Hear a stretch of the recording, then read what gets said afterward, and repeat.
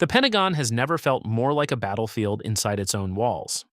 On a Thursday that already carried the weight of an active war, Defense Secretary Pete Hegseth reached across the chain of command and removed 3 of the United States Army's most senior officers from their posts. The order was swift, the message was clear, and the timing left military officials stunned. The Iran war was not yet 5 weeks old. It had begun on the 28th of February, 2026, when the United States and Israel launched surprise airstrikes across Iran, targeting sites and cities in a coordinated strike that killed Supreme Leader Ali Khamenei and several other Iranian officials. In the first 12 hours alone, nearly 900 strikes were executed, targeting Iranian missiles, air defenses, military infrastructure, and leadership. The operation was given a name that carried the full weight of American military ambition: Operation Epic Fury. U.S. warships launched Tomahawk missiles, while the U.S. Army used HIMARS launchers, and the military deployed B-2 stealth bombers alongside B-1 Lancers and B-52 Stratofortresses to strike fortified ballistic missile facilities deep inside Iran. The Middle East was shaking, and it had not stopped shaking since. By the time April arrived, the war had spread across at least a dozen countries, closed the Strait of Hormuz, the world's most critical oil artery, and killed more than 3,400 people across the region.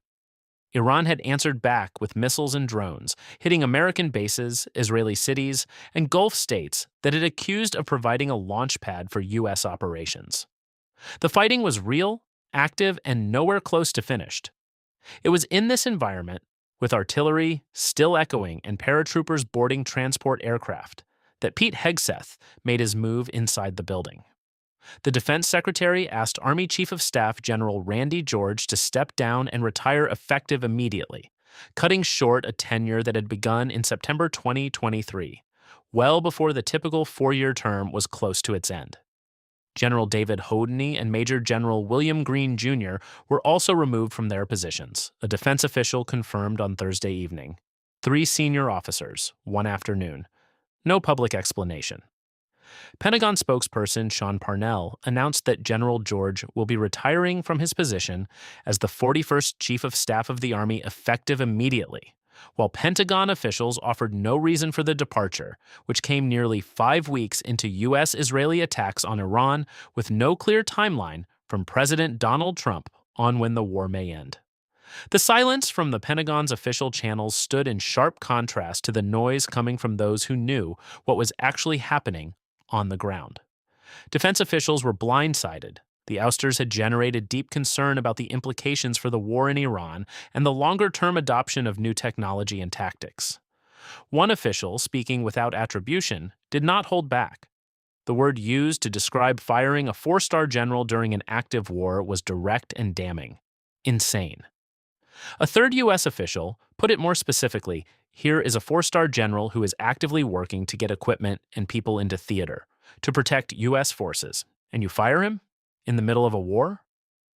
The frustration was understandable. General George had been doing exactly what the moment demanded. Just 2 weeks before his removal, George had been at a training site in Louisiana observing 82nd Airborne Division drills. He had spoken plainly about what the war in Iran had made clear: that the U.S. needed to produce weapons faster. This gets back to how we build this stuff faster, he had told reporters. Every missile, everything that we're doing. Elements of that same 82nd Airborne Division were now on their way to the Middle East, along with thousands of Marines and other assets, even as the Trump administration continued to avoid direct questions about whether ground troops would be deployed against Iran. The other 2 officers who lost their posts were men with serious roles in a time that demanded serious people. General Houdin had been placed in charge of the Army's Transformation and Training Command, known as T2COM, a unit specifically designed to accelerate the service's technology development and battlefield deployment. A command only months old when he was removed. Houdin's leadership photo was still displayed on the unit's official website as of Friday morning, a small but telling detail that spoke to how abrupt the whole affair had been. The friction was not simply about disagreement over military strategy. George's dismissal, according to 2 U.S. officials, was motivated by clashing personalities rather than disagreements over where the Army was headed. The firing was personal, not strategic. That distinction troubled people who had spent their careers thinking in terms of mission, not temperament. This was not a decision that felt strong or self-assured, one official said plainly. Hegseth himself had been no stranger to reorganizing the military's upper ranks. George had actually survived the first round of firings under the Trump administration in February 2025, when Hegseth had removed top military leaders including Admiral Lisa Franchetti, the Navy's top uniformed officer, and General Jim Slife, the number 2 leader at the Air Force. Trump had also dismissed General Charles C.Q. Brown Jr. as chairman of the Joint Chiefs of Staff. Since then, more than a dozen other top military generals and admirals had either retired early or been removed. This latest round simply continued a pattern that had already reshaped the entire structure of American military leadership. Stepping into George's role in an acting capacity was General Christopher LaNeve, who had previously served as a senior military assistant to Hegseth since April 2025, and more recently as the Army's Vice Chief of Staff. In over 35 years of service, LaNeve had served in combat deployments in Iraq and Afghanistan, and had commanded both the 82nd Airborne Division at Fort Bragg and the 8th Army in South Korea. Hegseth had called him a generational leader who would help the Army revive what he described as the warrior ethos and prepare for the modern battlefield.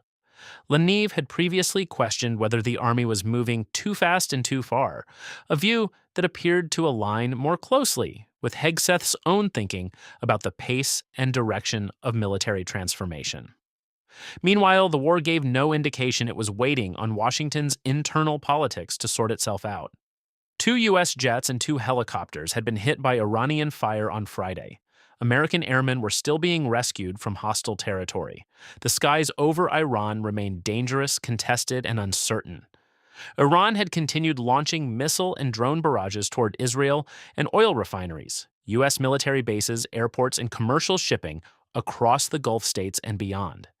In a primetime address the same Thursday that the firings were announced, President Trump offered no end date for the conflict and few details on his overall strategy, while forecasting more military action ahead. The war ground on. Bombers flew, missiles hit their marks on both sides. And somewhere in the corridors of the Pentagon, 3 senior officers gathered their belongings and walked out of positions they had held during one of the most consequential military engagements America had launched in more than 2 decades. The soldiers in the field did not stop moving. The 82nd Airborne kept heading east. The Navy kept its vessels in position. The chain of command shifted overnight, and the mission continued regardless. That is the nature of war. Command changes. Leaders come and go, sometimes by choice, sometimes by order. But the front does not pause for transitions. The front simply moves forward, indifferent to the politics of the building 300 miles away.